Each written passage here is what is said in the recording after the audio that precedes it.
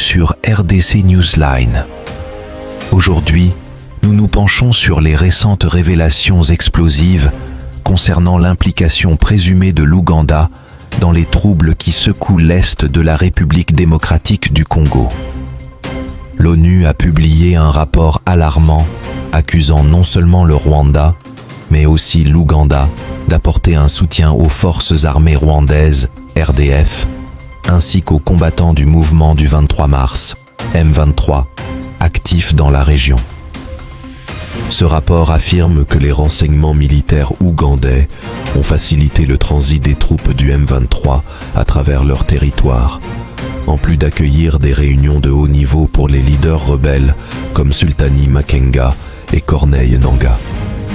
Face à ces allégations, le brigadier général Félix Kulayigye, porte-parole de l'armée ougandaise, réfute vigoureusement toute implication de son pays dans les affaires internes de la RDC.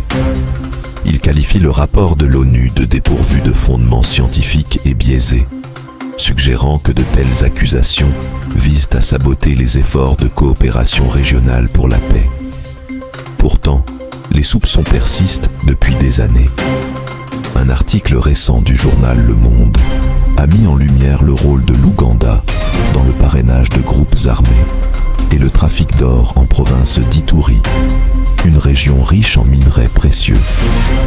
Depuis l'opération conjointe Shujaa en 2021 contre les forces démocratiques alliées, ADF, l'armée ougandaise opère officiellement aux côtés de la RDC.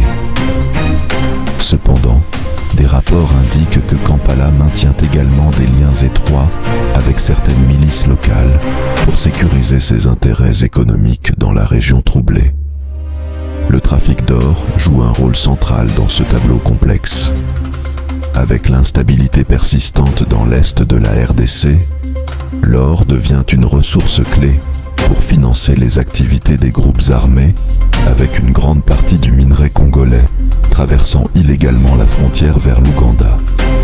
Cette exploitation a transformé l'or en premier produit d'exportation de l'Ouganda, surpassant même le café en termes de revenus. Malgré les démentis officiels, les tensions restent vives entre Kinshasa, Kigali et Kampala, chaque partie accusant l'autre de déstabiliser la région pour ses propres intérêts. La situation complexe dans l'est de la RDC demeure un défi majeur pour les efforts internationaux visant à instaurer une paix durable. C'était RDC Newsline. Restez à l'écoute pour toutes les mises à jour sur cette affaire en développement.